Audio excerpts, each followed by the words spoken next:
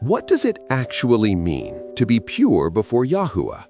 Not clean by your own effort, not spotless because you tried hard enough.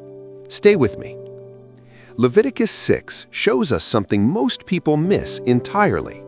The fire on the altar was never allowed to go out. The priest was responsible for feeding it every morning, every single morning.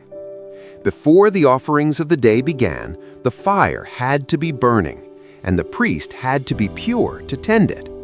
He had to change his garments, carry the ashes outside the camp, then return, change back, and keep the fire burning. This was not glamorous work. This was daily, hidden, faithful work. But without it, nothing else could happen. That is the word for today, pure. Not pure because of perfection, pure because of process. The priest didn't stay pure by avoiding the altar.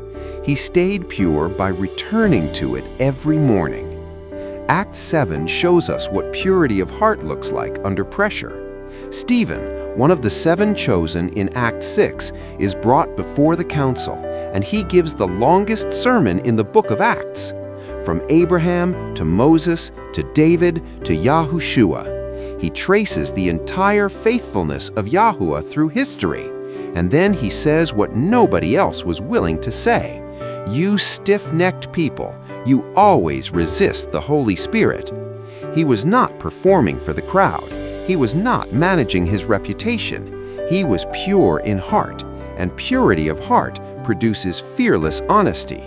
And they stoned him. And as they did, he looked up and saw YAHUSHA standing at the right hand of YAHUAH, not seated, standing. YAHUSHA stood up to receive him. That is what purity costs, and that is what purity receives.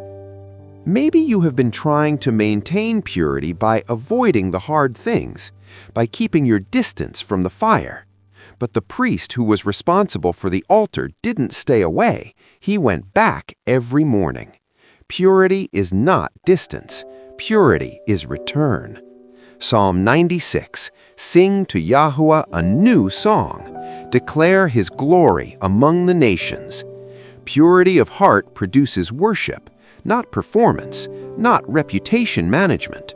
Worship that flows from a heart that returns to the fire every morning. Come back to the altar. Tend the fire. Be pure, not by perfection, but by return.